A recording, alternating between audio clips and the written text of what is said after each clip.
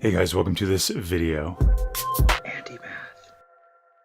So right now we're going to do inequalities, and we'll do adding and subtracting. So this one right here. So it looks like I have a couple videos already, but there's a couple without a video, so we'll go over those. And hopefully after a couple sample problems, you understand how to do these. All right, so we'll start with number 2. So we have 4 plus x is greater than or equal to 12. And our goal is to solve for x. We're trying to get x by itself. So we are going to subtract 4 from both sides. Because right now this 4 is being added to the x. So the way we undo that is subtract. Now these cancel. And we end up with an x there. And then 12 minus 4 is 8. And that's it. X is greater than or equal to 8. And if we had to sketch a graph for this, it would look like 0 and 8. And then we're going to shade everything to the right because its x is greater than 8, greater than or equal to 8. So everything to the right is greater than 8. All these numbers over here are larger or greater than 8. That's how the graphing works. And then this circle, we're going to color it in. The idea being that since this says or equal to 8, we want to include 8 in it. So we make it dark to show that 8 is part of the line because the line's dark here. So we want to make it dark on the dot. And that's the answer to number 2. So now let's try number 3. Okay, for number 3, we have x minus 3 is less than or equal to 15. So the same goal, we're trying to get x by itself. Right now, this 3 is being subtracted from x. So we're going to add 3 to both sides to get the x by itself. So those cancel. We have x is less than or equal to, and 15 plus 3 is 18.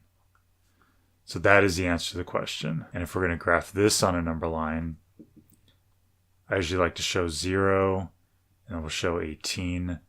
And then now it's x is less than or equal. So we want to do everything to the left, because these are all the numbers that are less than 18. And then we still want to color this in, because we want to include the 18 because it's less than or equal. So that's number 3. All right, for number 5, it's x plus 5 is less than or equal to 2. So our goal, get x by itself. How do we do that? We're going to subtract 5 from both sides.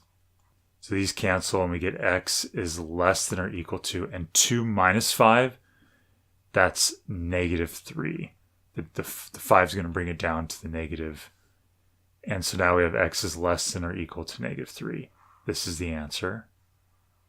And then the graph for this, the 0 will be on the right-hand side because the negative 3 is below it.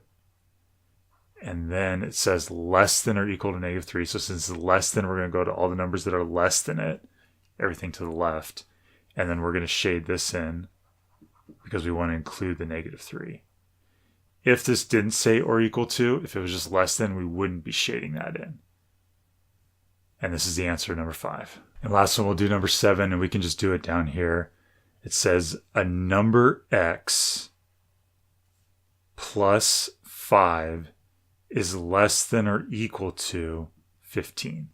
So there's each of the important parts. A number x, that's just x, plus is plus, 5 is 5, is less than or equal to is this symbol, and the 15 is a 15. And that's it. It's x plus 5 is less than or equal to 15.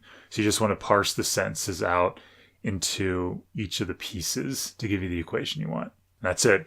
So hopefully this all made sense. There's a couple more videos on andymath.com if you want to scope those out.